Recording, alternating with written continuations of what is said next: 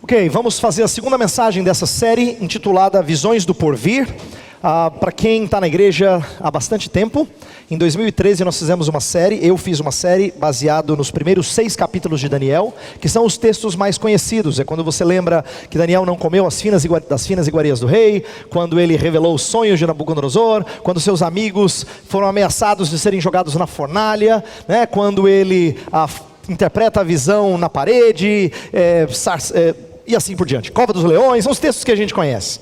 Mas eu achei que era necessário falarmos da segunda parte de Daniel, que é uma parte mais desprezada, porque ela é mais difícil de ser explicada, entendida, mas porque ela traz encorajamento para quem é peregrino. Eu digo isso porque Daniel, nos primeiros 6 capítulos, ele é mostrado de maneira assim muito heróica. A maioria de nós, quando ouve falar de Daniel, fala assim: puxa, esse é um homem de fé, né? Está aí um homem que sabia enfrentar leões, a gente fala assim, enchendo a bola do Daniel. Mas do 7 ao 12, Daniel está fraquinho. É verdade, várias vezes ele fala, na passagem que a gente vai ler daqui a pouco, ele fala que ele está perturbado, ele está fraco, ele está incomodado diante das visões, às vezes ele fica alarmado, como nós vimos no domingo passado, quando expusemos o capítulo 7. E eu falei um pouquinho do 8 também, para mostrar que o grande Daniel é o Daniel que precisa de encorajamento. Ele está no exílio, ele não está de volta à sua terra. E nós também somos pessoas que não estamos na nossa terra definitiva. Então, por mais que nós cantemos com alegria nos momentos de cânticos, de louvor aqui, a verdade é que nós somos peregrinos que precisam de encorajamento. E então essa série visa encorajar você e eu a termos uma postura que combina com as visões que Deus concede do seu reino e do crescimento dele e da vitória dele. Então, nós estamos estudando visões apocalípticas, do 7 ao 12, nós temos essa segunda parte do livro. Ela é composta de visões apocalípticas sobre a vinda do Messias e o estabelecimento do seu reino, a fim de confortar e encorajar o fiel enfraquecido. Então, Deus vai trazer visões que para nós parece que vão assustá-lo, vão amedrontá-lo, mas o propósito é encorajar. E deixa eu explicar por que visões apocalípticas para encorajar. A gente, no domingo passado, falamos sobre 4 bestas que surgiram da terra, vieram do mar, e isso é interpretado como sendo homens maus, impérios mundanos e assim por diante, mas são descrições muito feias. Você diz, como é que alguém vai ser encorajado por essas descrições feias, né? Então, visões apocalípticas funcionam assim, presta atenção. Literatura apocalíptica usa de imagens complexas e simbólicas, quer dizer, não é para a gente olhar para aqueles bichos e dizer assim, como é que eu vou dormir à noite? É para você entender que eles representam oposição para com Deus, ou a vitória de Deus sobre esses inimigos. E essas imagens assim, gráficas, elas descrevem o conflito entre o Senhor e os seus inimigos. Jesus Cristo deixou isso muito claro quando ele estava expulsando demônios. E aí ele falou assim, depois de dizer que o reino de Deus era chegado, e que ele expulsava não pelo poder de Beelzebu, mas pelo Espírito Santo, ele falou, quem não está comigo? Quem não é por mim, é contra mim. Ele deixou muito claro esse conflito, essa oposição. Não havia uma terceira classe, um terceiro grupo de pessoas. Então essas imagens complexas e simbólicas descrevem o conflito de forma vívida e chocante, porque a ideia é causar uma impressão. Eu usei no domingo passado a ilustração do impressionismo na história da arte. Quando você ouve falar de pintores como Monet, que você olha, chega de perto e vê a pintura e parece tudo embaçado, tudo feio, você precisa dar uns passos para trás para olhar e falar assim, agora eu entendo, é um jardim, tem aqui uma ponte, um rio e tal. Então eu expliquei que é assim que a gente olha para a literatura apocalíptica, não procurando saber o que cada detalhe significa, mas qual é a impressão que essa literatura causa, qual é a imagem que ela comunica, qual é a ideia que ela está passando. E isso foi usado em tempos de emergência para levantar um povo que precisava de esperança. Então, nós vamos fazer isso, nós vamos olhar para essa literatura, entendendo que, em alguma medida, nosso país não acredita mais que ele pode melhorar, ou que Deus pode fazer reviravoltas, ou de que é possível viver uma boa vida aqui. A verdade, eu disse isso no domingo passado, nós estamos muito desacreditados por aqueles que nos lideram, pela corrupção. A verdade é que muitos atacam só quem está lá em cima, esquecendo de enxergar que o próprio povo é corrupto, que seus líderes refletem a maldade do próprio povo. Falta às pessoas às vezes perceber isso, mas a verdade é que as pessoas estão desanimadas, elas estão frustradas, elas precisam de esperança. Então, o enfoque que eu quero dar é o seguinte: eu quero que a gente tenha um panorama das visões. Eu não vou conseguir falar de cada uma delas, né, individualmente. Nós vamos fazer 3 mensagens, essa é a segunda, mas para que a gente entenda aqui, ter um vislumbre do que vai acontecer sempre nos encoraja a viver neste mundo mau. Saber as coisas que Deus tem reservado para o seu povo nos dá novo ânimo. É como se você tivesse um filminho do final do jogo que o seu time vai virar. Aí você fala assim: então agora eu vou jogar com mais ânimo, porque eu sei que eu vou virar, né? Você está tomando uma lavada, mas no final você vai virar. Então, a ideia é que o vislumbre do fim, ele anima um peregrino a caminhar agora com ânimo, com força, com esperança. E é isso que a gente vai fazer aqui. Na primeira mensagem, a gente trabalhou com 2 aplicações. No final da mensagem eu falei que Deus nos exorta a termos confiança em meio à neblina. O que eu quis dizer é que a gente não sabe tudo do porvir. Deus não diz tudo, e não vai dizer mesmo. E não adianta procurar profetisa, profeta, bola de cristal, carta, não adianta. Não adianta. Ele não quer que você viva por vista, Ele quer que você viva por fé. E fé significa saber as coisas que Ele te diz, e basta sabê-las, para que você então confie no Senhor e na sua direção da história que Ele escreve, mesmo você sabendo só um pedacinho do final. Então, confiança em meio à neblina significa que a gente não enxerga a estrada adiante, no entanto nós continuamos a dirigir. Eu usei essa analogia para falar de vida cristã. Também falei sobre engajamento enquanto na espera. Ainda que a gente entenda que haja oposição para com o povo de Deus, a gente não fala assim: que esse mundo se exploda também. Não é assim. Isso não é a atitude certa. Deus não nos chama para virmos para cá só para dizer: o mundo vai acabar, e você fica lá sem fazer nada. Não é isso. Deus nos chama a servir aqui, enquanto aguardamos o Rei dos Reis. Então, falamos sobre confiança e serviço. E hoje vamos ler a passagem do capítulo 10, para que a gente tenha então outros insights sobre nossa postura em face de um mundo desacreditado. Nós vamos ler o capítulo 10 todo e o primeiro verso do capítulo 11. Diz assim: No 3º ano de Ciro, rei da Pérsia, Daniel, chamado Beltesazar, recebeu uma revelação. A mensagem era verdadeira e falava de uma grande guerra. Na visão que teve, ele entendeu a mensagem. Naquela ocasião, eu, Daniel, passei 3 semanas chorando. Não comi nada saboroso, carne e vinho nem provei. E não usei nenhuma essência aromática, até se passarem as 3 semanas. No 24º dia do 1º mês, estava eu em pé, junto à margem de um grande rio, o Tigre. Olhei para cima e diante de mim estava um homem vestido de linho, com um cinto de ouro puríssimo na cintura. Seu corpo era como berilo, o rosto como relâmpago, os olhos como tochas acesas, os braços e pernas como reflexo do bronze polido, e a sua voz era como o som de uma multidão. Somente eu, Daniel, tive a visão. Os que me acompanhavam nada viram, mas foram tomados de tanto pavor que fugiram e se esconderam. Assim fiquei sozinho, olhando para aquela grande visão. Fiquei sem forças, muito pálido e quase desfaleci.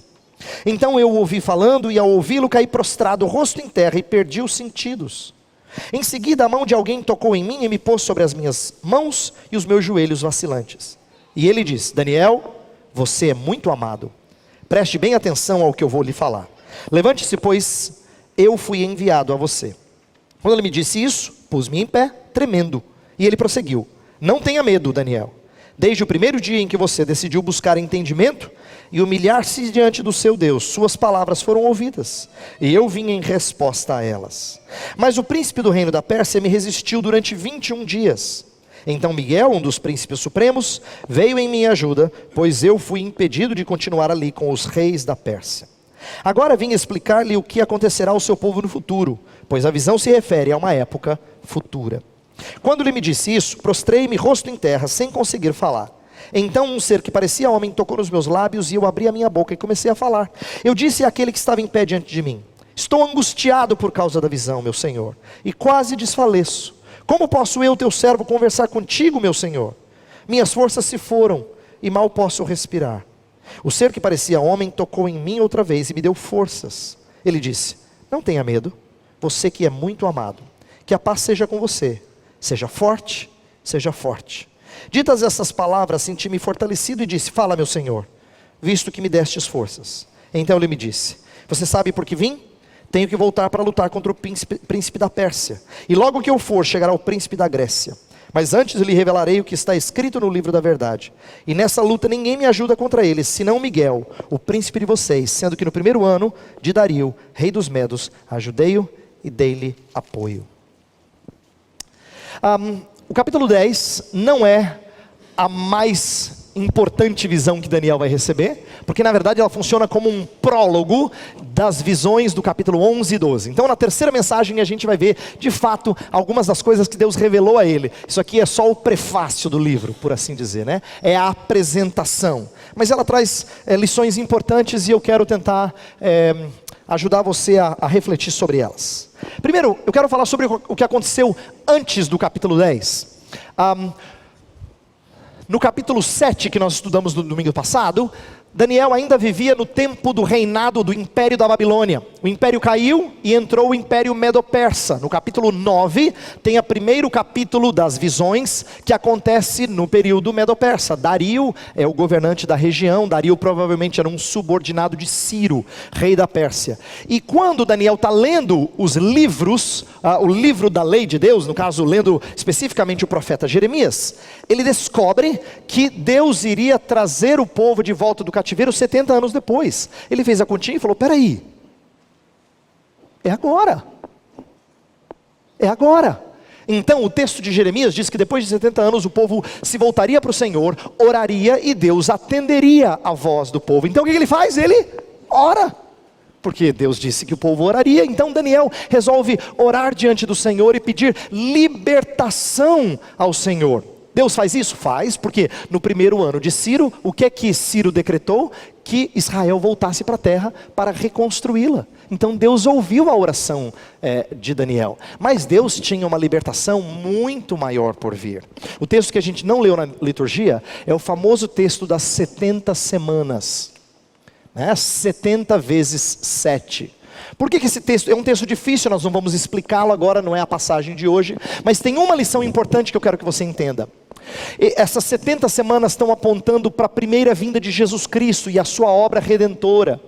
Quando Daniel está preocupado com os 70 anos do cativeiro, Deus vai mostrar para ele que a libertação dos 70 anos do cativeiro é só um vislumbre de uma libertação muito maior daqui a 70 setes, por assim dizer. 7 vezes 70 é multiplicar os 70 anos num número com perfeição, que é 7.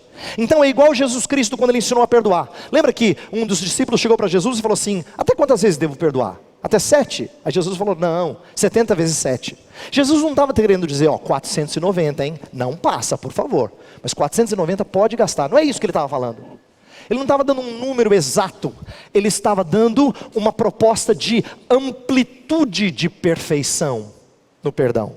A mesma coisa vale para a libertação. Se Daniel queria a libertação do cativeiro babilônico, Deus fala assim: peraí, eu tenho coisa mais sublime para você. E ele aponta então para essa realidade de 70 vezes 7. Então, agora Daniel está no tempo, no capítulo 10, ele está no tempo do reinado persa, está no terceiro ano de Ciro, que é o rei da Pérsia. Dario é um subordinado que governa aquela região onde a Daniel está. E o contexto político é o seguinte, veja só. Após o decreto de Ciro, o povo volta para a terra. Não muita gente volta. É possível que Daniel tenha se frustrado com a falta de ânimo das pessoas de voltarem para a terra. A gente tem a impressão de que pelos números que são narrados na Bíblia, fosse uma porção pequena que voltou, não a grande maioria do povo. Então o que aconteceu? O povo se acostumou com a Babilônia, se acostumou com a terra estrangeira, ao invés de voltar para a terra que Deus havia separado para eles. Bem, os que voltaram, resolveram reconstruir, e começaram pelo templo. Não durou muito tempo, e eles já tiveram oposição. No livro de Esdras, nos capítulos 3 até o 6, narra essa oposição, essa dificuldade, e vai e intercede por Dario. Os samaritanos atrapalham, e vai olhar os documentos e tudo mais. Quer dizer, é uma história longa, que aqui basta dizer que eles foram oprimidos. E é possível que tenha sido essa dificuldade de reconstruir que tenha entristecido tanto Daniel. Por quê? No versículo 2 ele fala, naquela ocasião, eu, Daniel, passei 3 semanas chorando. O que ele fez? Ele não comeu nada. E ele não cuidou do seu corpo. A ideia ali de passar essência aromática, de usar o azeite, é porque em terra muito árida você fazia isso para cuidado da sua pele. Ele diz assim, eu não tratei do meu corpo, e eu não comi, eu não cuidei, de tal forma que eu fiquei afligido fisicamente. Estamos falando de um homem bastante idoso, Daniel tinha mais de 80 anos nessa época. Então ele está afligido por aquela situação. Uma situação que lhe causa algum tipo de desânimo. Então o que ele faz? Ele resolve clamar ao Senhor, ele está orando. Os versículos 2 e 3 deixam isso muito claro. Veja só, no primeiro ano, naquela ocasião eu, Daniel, passei 3 semanas chorando, não comi nada saboroso, carne e vinho nem provei, e não usei nenhuma essência aromática até se passarem as 3 semanas. E aí a gente sabe mais adiante que ele estava clamando ao Senhor, porque é dito que ele ouviu, ele foi ouvido. Bem, nesse tempo ele está orando ao Senhor, ele está jejuando. E por que ele está fazendo isso? E por que é significativo a gente destacar isso? Porque de acordo com o registro da época, versículo 4 fala que foi no dia tal, do mês tal. Você fala, e daí? Não sei nada disso. É importante você saber que era o período da Páscoa. E a Páscoa foi a grande libertação do povo do Egito. A Páscoa, na história dos judeus, era quando Deus tirou, através de Moisés, tirou o povo do Egito e o levou para a terra prometida. Então durante a Páscoa ele está agora clamando ao Senhor. Você imagina pelo que ele está clamando ao Senhor? Para que Deus traga libertação semelhante ao que ele fez no passado. Então a ideia é que Deus repetisse os atos de salvação do passado. Daniel então está clamando ao Senhor, pedindo que Deus tenha misericórdia, está quebrantado. E aí Deus então traz uma visão para ele. Do versículo 4 em diante fala que no 24º dia do primeiro mês, verso 5, olhei para cima e diante de mim estava um homem vestido de linho.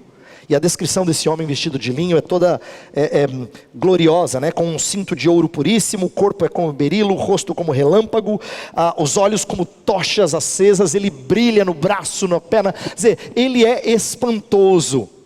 Esse homem vestido de linho tem sido alvo de controvérsias na hora de interpretar. Alguns intérpretes acham que ele provavelmente era o Cristo pré-encarnado, né? O Filho de Deus, antes de se fazer homem, apareceu ali a Daniel para trazer uma mensagem. Algumas razões para interpretar assim, é que a reação que Daniel tem é muito intensa. Parece que é até mais intensa do que para outras visões angelicais. Por exemplo, o verso 8 e 9, ele fala que ele quase desfaleceu, ele ficou sem forças, ficou pálido, parou de falar. Ele também, a descrição é bem semelhante ao que acontece tanto em Ezequiel quanto em Apocalipse. E a experiência é bem parecida com a de Paulo na estrada para Damasco, lembra? Só ele viu, ninguém mais viu, a mesma coisa diz aqui. Então muita gente diz, aqui é uma descrição de Cristo pré-encarnado. Eu acho que não é a melhor interpretação. Eu prefiro entender esse homem como sendo apenas um anjo, mas eu quero explicar por que eu acho que ele é apenas um anjo, e vou dizer o que isso significa. As razões é porque esse ser, ele é impedido e ajudado por uma criatura. Diz que ele vai ser impedido pelo rei da Pérsia, e depois Miguel, o arcanjo, ou principal dos príncipes, é essa a ideia, ele é um arcanjo, ele é um ser que tem alto escalão, ele vem e ajuda esse homem vestido de linho para trazer a mensagem para Daniel. Não é muito normal a gente falar do Rei da Glória precisando da ajuda de uma criatura, principalmente porque ele não está num estágio de humilhação, de fraqueza, homem de dores, nada disso. Se é o Cristo pré-encarnado, não faz sentido ele precisar do auxílio de Miguel, né? Esse arcanjo. Então, além disso, ele no capítulo 12, ele jura por um ser maior do que ele. Então, não parece fazer sentido que esse seja Cristo. Eu prefiro entendê-lo como um anjo, glorioso é verdade, mas um anjo vindo do Senhor. No entanto, presta atenção, quando esse anjo aparece a Daniel, é claro que é Deus falando com Daniel. Por quê? O texto diz que ele é enviado de Deus, Assim que a sua oração foi feita, eu fui enviado. Quer dizer, ele é alguém que obedece ordens, né? Eu fui enviado, por quem? Por Deus, pelo próprio Deus. Além disso, ele traz a palavra de Deus e ele expressa a glória de Deus. Presta atenção, Daniel viu uma criatura e ainda assim ficou estupefata. Ficou estupefato, ficou assim, pasmo, ficou boquiaberto. Porque a glória do Senhor, até por meio desse anjo, foi demais, foi impressionante. Então, aqui nós temos o próprio Deus se aproximando de Daniel. E ele vai mostrar uma coisa importante para Daniel, que Daniel talvez ainda não conhecesse, é possível que não conhecesse.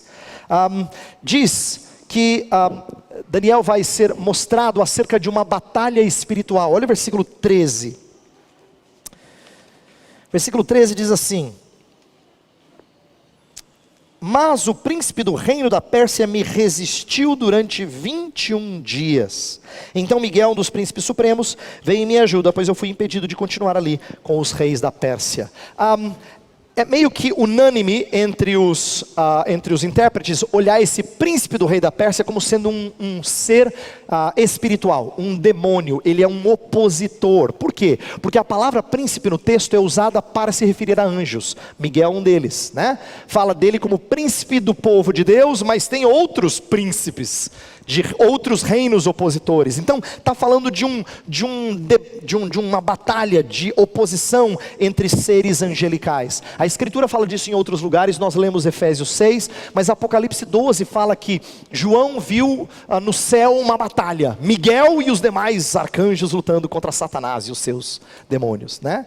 Então assim, é uma batalha, e esse testemunho dado por João em Apocalipse 12 abre os olhos de Daniel, abre os nossos olhos, assim como abriu os olhos de Daniel, para uma realidade que frequentemente nós desprezamos. O que eu quero dizer agora é que Deus está mostrando para Daniel, que enfrentou rei após rei, dificultando a vida do povo judeu, de que tem mais do que só a oposição de homens governantes.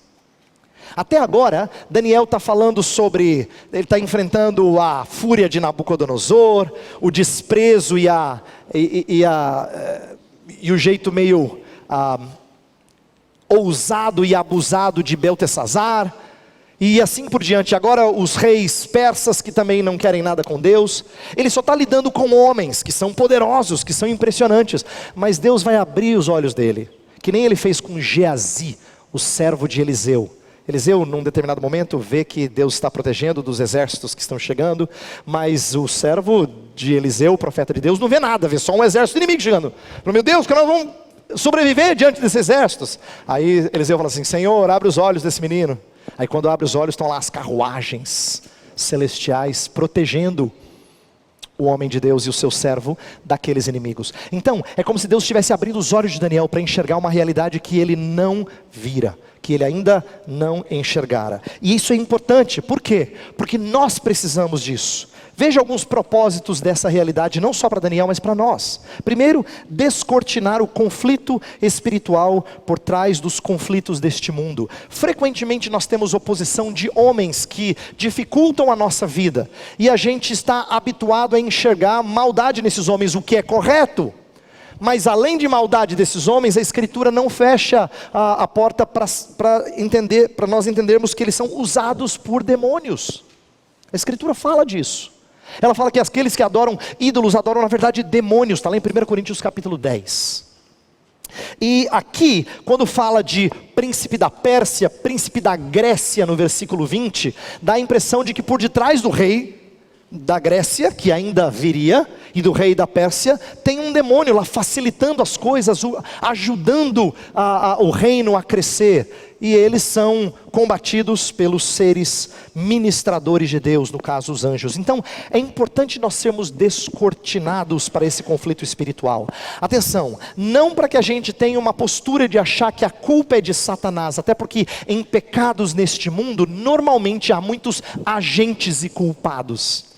A Escritura, por exemplo, não isenta Judas de falta, ainda que Judas tenha sido usado pelo inimigo. Ele é filho da perdição, Ele foi usado pelo inimigo, mas ele é culpado das suas faltas.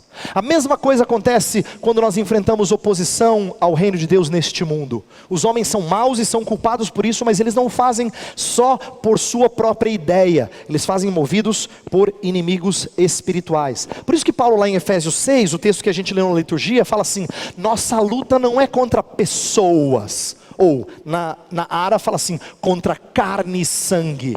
Não é só contra homens. Nossa luta é contra forças espirituais do mal. Ela abre os nossos olhos para entender que às vezes pessoas são usadas pelo inimigo. São usadas pelo inimigo, são movidas pelo inimigo a fazer aquilo que opõe ao reino de Deus. Então é importante nós enxergarmos isso. Segunda coisa, apontar para uma batalha duradoura contra os santos. Veja, no capítulo 11, 12, que a gente não vai ver hoje, Deus vai mostrar para Daniel que haverá oposição ao povo de Deus. Então aquilo que estava acontecendo lá atrás na terra, o povo tentando reconstruir e alguns dificultando, aquilo lá era só o começo. A oposição seria contínua. E essa é uma realidade necessária para eu e você não termos uma visão por demais otimista. Porque se eu falo assim que existem conflitos espirituais, a vontade que você tem é de declarar em nome de Jesus que está tudo amarrado. Não, calma. Os santos vão sofrer, os santos vão padecer, muitas vezes. E o capítulo 11 vai mostrar isso, e a gente vai ver que tipo de conforto o Senhor dá. Ele não diz assim, fiquem tranquilos, livrei vocês de todos os males. Não é assim. Ele aponta para uma batalha duradoura, que demora, que acontece vez após vez. E por último, mostrar que há outros na batalha além de Daniel. Como é importante isso. Daniel está lá orando, Senhor, tem misericórdia. A gente leu o capítulo 9, Senhor, tem misericórdia. Senhor, tentando encorajar o povo de Deus a voltar para a terra, e ele está querendo que Deus faça a obra na vida do povo, mas ele não está sozinho. Parecia estar sozinho, mas ele não estava sozinho. E Deus então mostra para ele que tem outros nessa batalha. Todas as suas criaturas santas, chamadas para serem dele, no caso inclusive os anjos, são colocados nessa batalha para honrar o nome de Cristo Jesus. É importante nós sabermos que tem outros na batalha. Mas veja só, tudo isso vai trazer encorajamento para o profeta, porque no decorrer da passagem, algumas coisas acontecem muito interessantes. Veja só, a visão não serve para derrubar a Daniel, mas para conscientizá-lo de uma batalha que foge de suas mãos. Você percebeu que no decorrer de toda a passagem, Daniel não faz nada ativamente falando? Ele não te dá uma espada do Espírito e pá. Não, ele só está assistindo.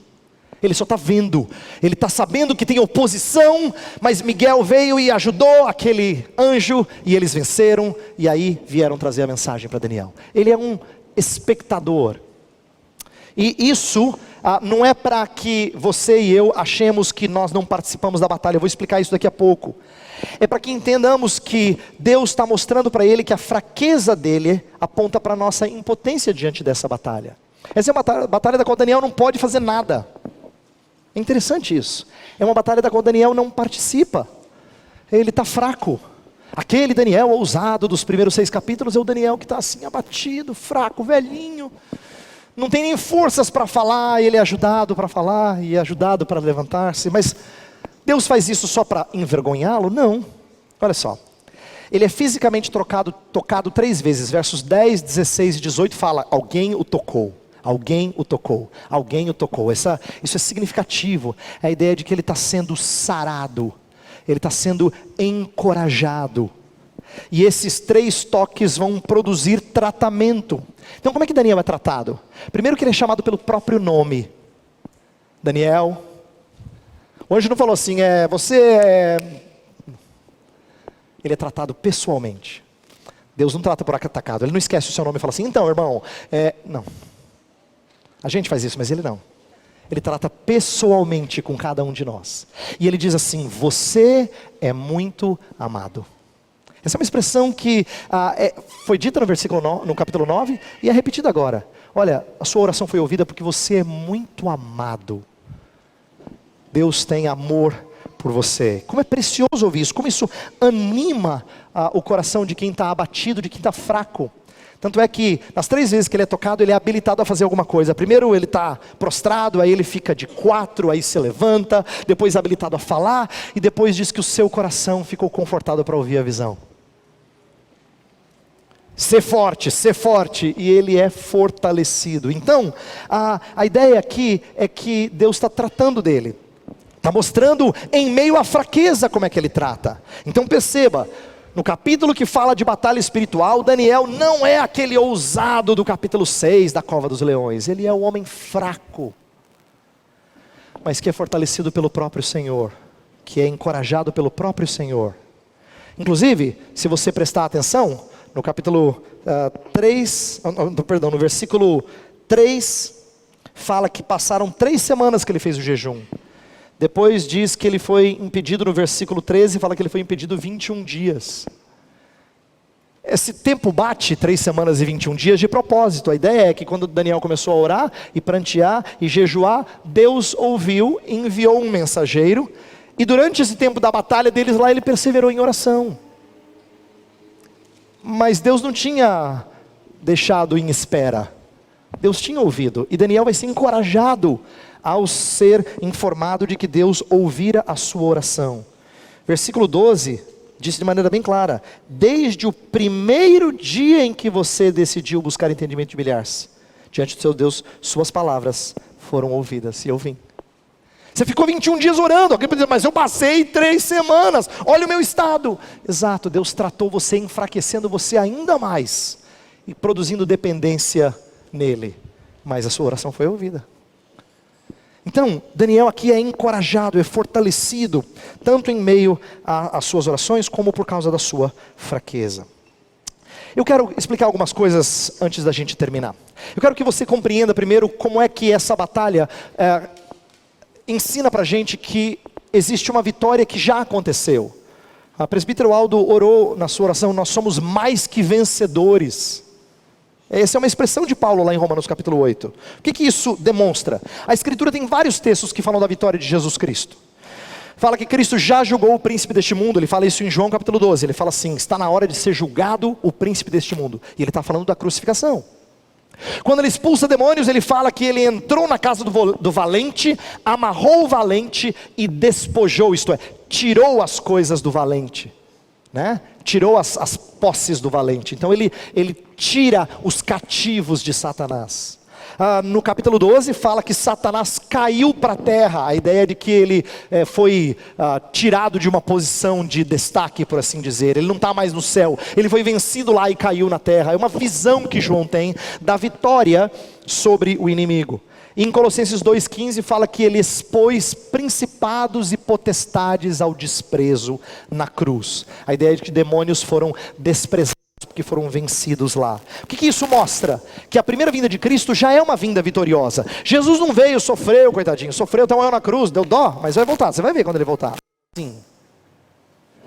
A primeira vinda não é aquela vinda assim, deu até dó de Jesus, mas a segunda, não, na primeira vinda a Escritura diz que ele já venceu. Por isso que Paulo fala que nós somos mais que vencedores. Eu expliquei numa série sobre escatologia no ano passado, que esse é o já, do já e ainda não. Esse é o que já aconteceu, essa vitória já aconteceu, e ela é exclusividade de Cristo Jesus. Mas tem uma batalha que ainda não terminou. Esse é o já e o ainda não. Tem coisas que já são realidades. A vitória de Cristo já é uma realidade, mas a batalha ainda existe. A batalha ainda não terminou. Tanto é que Paulo em 1 Tessalonicenses 2,18 fala que 2 vezes ele tentou visitar os Tessalonicenses, mas Satanás o impediu. Satanás o impediu. Ele entende que quaisquer que foram as circunstâncias, elas foram movidas para o inimigo para que a obra do Senhor não fosse feita. Ele entende que isso ainda acontece. Ainda existe batalha e ainda existe um aspecto em que nós somos chamados a depender do Senhor. Cristo ainda há de expor sua vitória completa ao mundo. 1 Coríntios 14 fala que quando ele colocar todos os inimigos debaixo dos seus pés, ele vai dar o reino ao seu Pai. Então isso é um processo, a ideia é de que ele já venceu, mas ele vai tornar isso visível aos homens.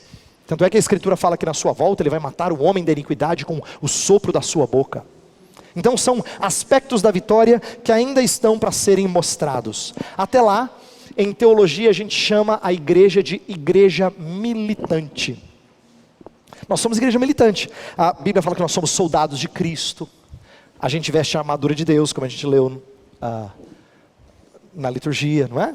A gente é chamado a seguir o nosso comandante, como nós cantamos. O tempo todo existe linguagem de combate. Combate o bom combate da fé, Paulo exorta. A linguagem bélica, ela aparece nas escrituras várias vezes, para a gente ter noção de que nós não somos uma igreja que encontra alívio. Você entende por que a gente precisa de esperança e por que as visões apocalípticas são necessárias em tempo de emergência? É porque a gente está em guerra. A gente está em guerra. Então, em momentos em que a gente perde esse senso de guerra, de belicosidade, nossa guarda baixa. Aí a gente tomou na cara, né? Nossa guarda baixa. Quando a gente perde de vista esse aspecto de guerra, a gente fica relaxado. E é aí que a gente sofre.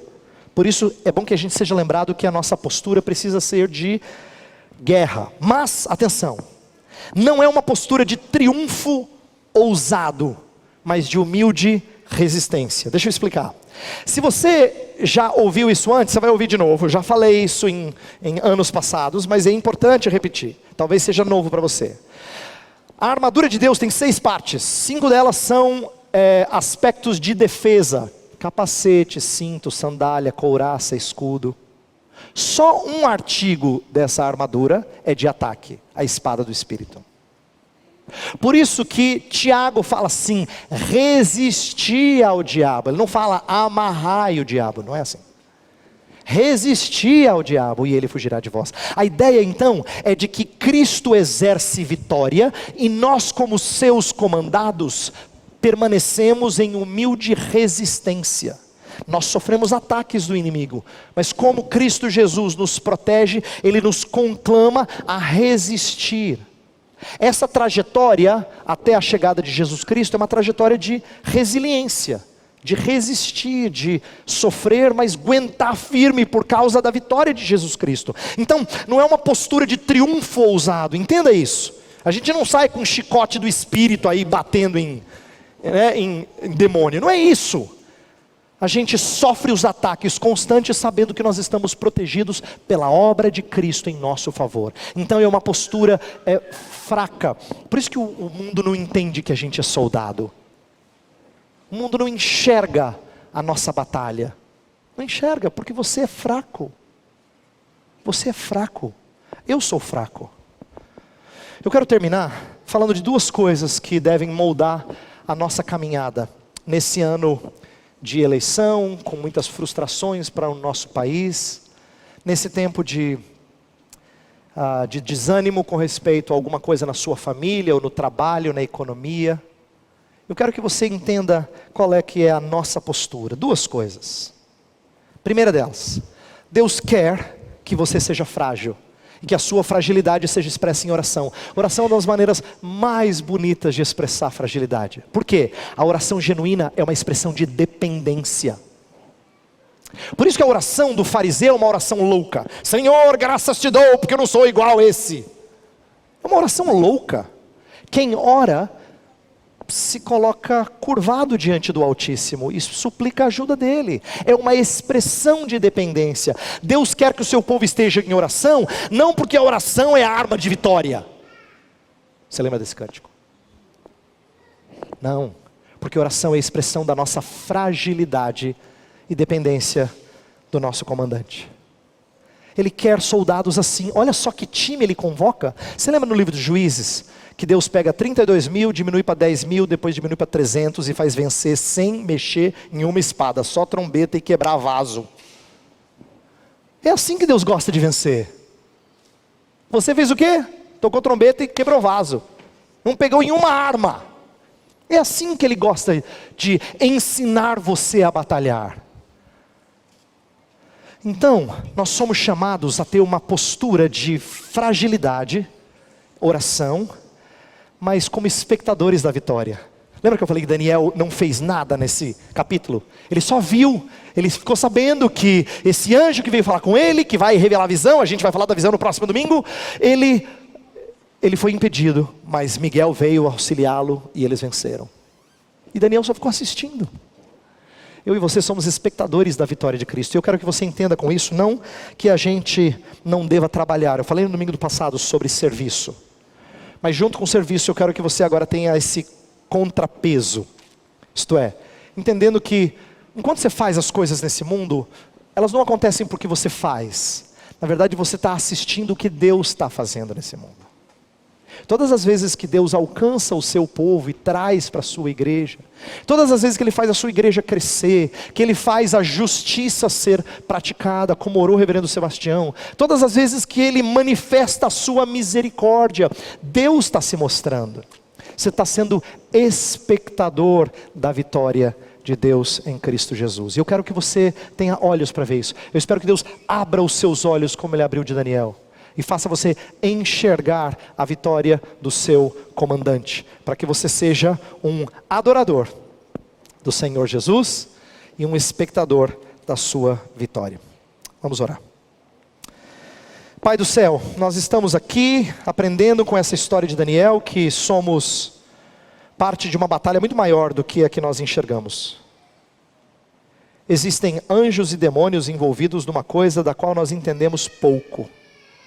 Mas a verdade é que o Senhor é vitorioso, o seu reino não pode ser parado. E essa batalha espiritual só revela o tamanho da oposição que é feita para contigo. E o tamanho do teu poder que não pode ser parado. Portanto, Senhor, essas coisas são bem maiores do que nós. E elas devem produzir em nós fragilidade, senso de pequenez. Essa luta, Senhor, é muito maior do que nós. Por isso nós devemos orar ao Senhor. Clamar ao Senhor que rompa barreiras, que quebre com o cativeiro do inimigo. Que faça com que pessoas que hoje estão cativas de Satanás sejam libertas. Ouçam a palavra e se rendam a Cristo Jesus. Nós precisamos orar, Senhor. Clamar a Ti para que o Senhor faça a vitória vista pelo seu povo. E nós queremos ser espectadores que Te adoram, Te honram, Te exaltam. Encoraja o Teu povo nessa manhã. Estamos num país desacreditado, com uma política frustrante, com uma economia não muito promissora, mas o Teu povo está aqui. E o Senhor tem misericórdia do Teu povo. Então não nos permitas buscar fugas e salvações operadas por nossas próprias mãos. Encoraja-nos, mesmo frágeis, encoraja-nos, sabendo que o Senhor está cuidando do teu povo. Oramos em nome de Cristo. Amém.